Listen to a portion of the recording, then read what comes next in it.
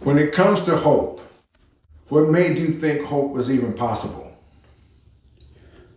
What made me think hope was possible? I don't know.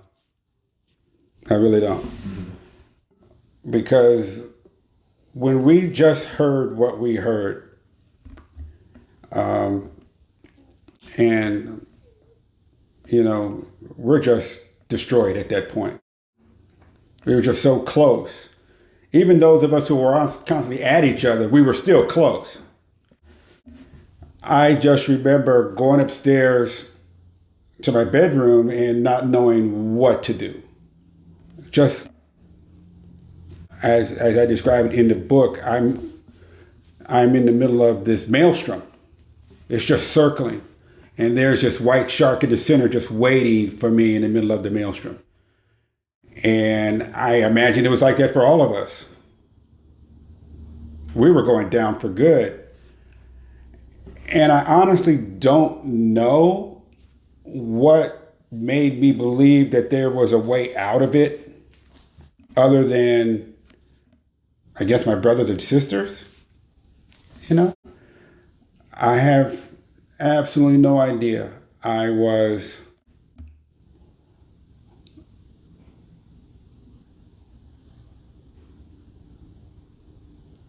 was interesting because I could always imagine my brothers and sisters having the talent to do whatever they wanted to do. But I never thought that about me. So what was I going to do? I really had nowhere to go. I don't know. I think it was just watching my brothers and sisters keep going forward was the only thing that gave me hope. That's the only thing I can remember at this point.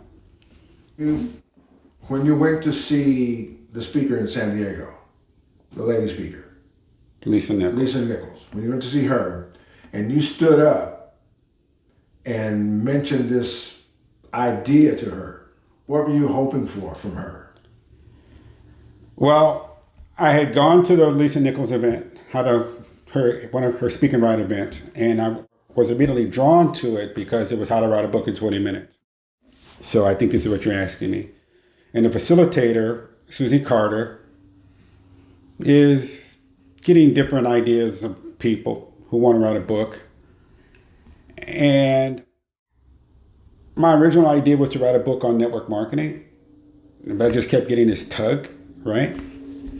And when she finally came around to it, and we had quite a little tit for tat there for a few minutes, this just spilled out. It really was not my intention to write this. I did not want to write it. But what I did do prior to going to San Diego was I'd gone over to my second sister's house. And I had told her, I'm having this pull to write this book about what we went through. Are you okay with it? And she said, of course, which was not the answer I was expecting, obviously. I'm expecting some pushback, absolutely not. Remember, you boys can't talk about it. She wasn't the one who said it, but that's, what brothers go through. You can't talk about it. And she said, you have to tell the story. But then she took it further. She said, not only do you have a story, but all you boys have a story. And all you boys need to tell your story. Because you all have a different point of view. You all have a different experience with it. So we girls have our story. There's absolutely no question about it. But each of you boys have your own story. So even when I went down to San Diego, knowing this was not the book I wanted to write, I had already gotten what I call permission to be comfortable with my decision to do it. Because I think I was going to do it all along. But I think I wanted this, this blessing from you or from my sister, at least one. It's okay. And then it turns out 2 others, yes. Not what I was expecting. How important do you think hope is in these kinds of situations? This is my definition of hope and why it is by far the most important word in the English language. Many people would tell you love is the most important word. I don't think so. To me, it's the second most important word, because love predisposes that you can achieve it. But if you do not have hope, you can't even begin to think that love is even possible. Why would you even think love is possible if you couldn't even hope for it? So love may be real important, but if you don't have hope, you have nothing. When someone tries to attack you, they try to oppress you, what are they trying to take? They are not trying to take love. They are trying to strip you of your ability to hope for a better life. Hope for better opportunity. Hope for a better relationship. Hope for a better you. They don't come to you and say, we're going to take love from you because you can have it. But if I got hope, that means I still have opportunity to do things. So hope is it. And when I get to the second book, it will be all about those things and people that gave me hope. Like you had asked, how did I find it? Where was it? Family, friends. There are a few good friends that I have that I can call on to this day. They were there. There's a few members of my family. They were there, and I could just talk. And it's interesting, just hearing their voices. It takes you back to a time when you remember things just being fun.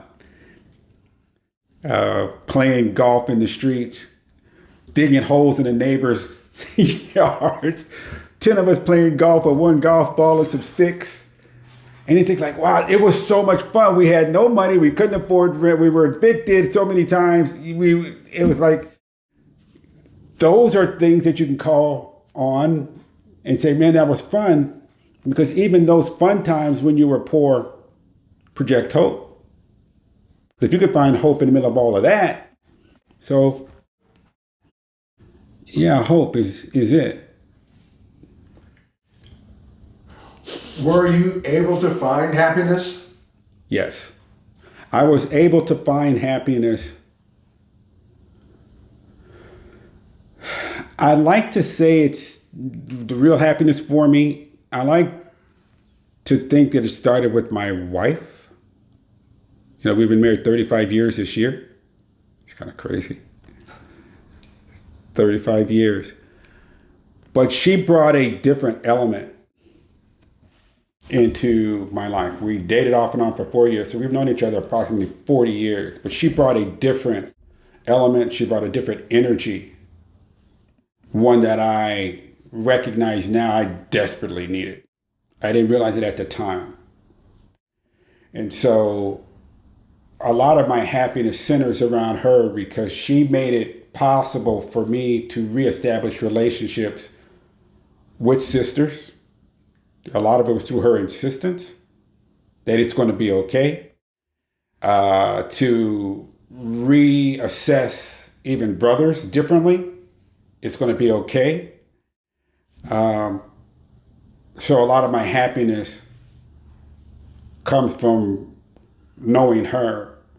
And then the happiness that sprung from that are obviously the ones that I have with my brothers and sisters and friends. If it wasn't for her, I don't think I would have recognized that I like myself, that I'm okay. I really believe that. And then another source of happiness that ultimately grew was through my father-in-law. As a guy, you don't realize how important a father figure is. And sometimes you arrive at that really late. I arrived at it late. My dad was a piece of work. My stepdad obviously was a piece of work. But then comes along this Jewish guy who ended up showing me that what I thought a father was supposed to be was exactly the way a father was supposed to be. And so I gravitated towards him, you know. our relationship grew over time. And I will never forget two things that he said. When I first met them, white, Jewish, the entire family, but by the time it was done, when he recently passed away, so diverse. It's just so diverse now. We were taking a family portrait. No, we were looking at a family portrait of some of his family from Brazil. And he shows me the picture, and we're all mixed now. There are black people in the family, different people all in the family. And he shows me this picture. He says, "Look at all these white people." But prior to me, he would not have said that. You know. And then a couple of years ago, we were leaving a restaurant, and someplace in Calabasas, and someone wanted to take a picture of us. And so I go to take the picture, and he says, no, get over here. You're one of us. And so we stopped another person going by and had the person take the picture. And it was like, wow. That's the way, to me, a father's supposed to be. That's the example. So there's happiness there. And then, like I said, spending time with my brothers and sisters on we do these skit Sundays. Soul Food Sunday on a Saturday, where it's just soul food and a bunch of silly skits. The importance of those skits over time, not just for my brothers and sisters, but then our kids are also participating. We did this, 10, 12 years, something like that? You realize the importance of it and how happy it makes you. Just doing silly stuff together. It doesn't need to be major vacation. It's just silly nonsense stuff. And that makes you happy. You got to cling to those things. Hi, I'm Gene Braunstein. I'm here to interview a really fascinating guy with a story to tell, true story about his life. And it's really a roller coaster ride that you really need to hear about. It's real life, and at times it can be very terrifying, but it's an amazing story. And I'm here with a gentleman named Keeper, who lived this, who has written this, and it's fascinating and needs to be heard. So, how are you? How you doing?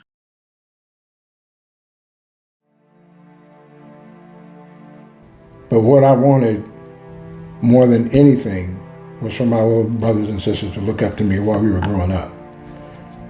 To 53rd Street? And That's the beginning. to hear how it it went started down on at 5 years old. 12th Avenue, to hear how Henry calling us into my reaction the bedroom. toward One by one. into And it was always like a is one by gut-wrenching. one. You were invited into that prison. You were told, you're in this prison as well, but yours is going to be a smaller it's one. very I difficult. was shocked how you guys took it. All I knew is that you guys did not Accept jump that up I am and jump responsible on for Henry. That was all I knew. That pain And that you felt I at that remember time. just sitting You there wanted me to protect you, and I didn't. shocked And, at the lack of outrage. There was no outrage. I'm very, very sorry. And then we were hit with the news, and And when Henry how took us do in there, I don't know if you was want a to go suffocating into that, but feeling for changed me. changed Our me, sisters had changed been so me violated. entirely. Changed so me long. completely.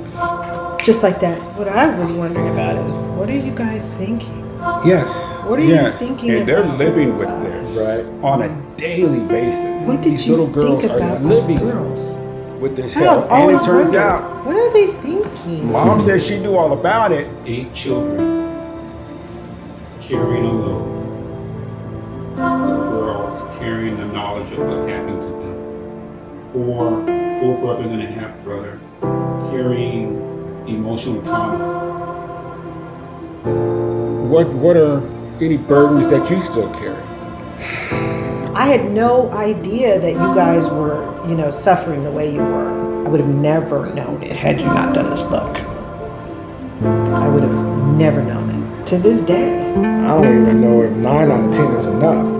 You have to assume that women have gone through things, because growing up as a woman in this world, dude, is completely different. I mean, not that guys don't have their challenges and go through their things as well, but for being born a girl in this world, from day one, you are a potential victim. You're a target. Target every single day of your life. It doesn't stop.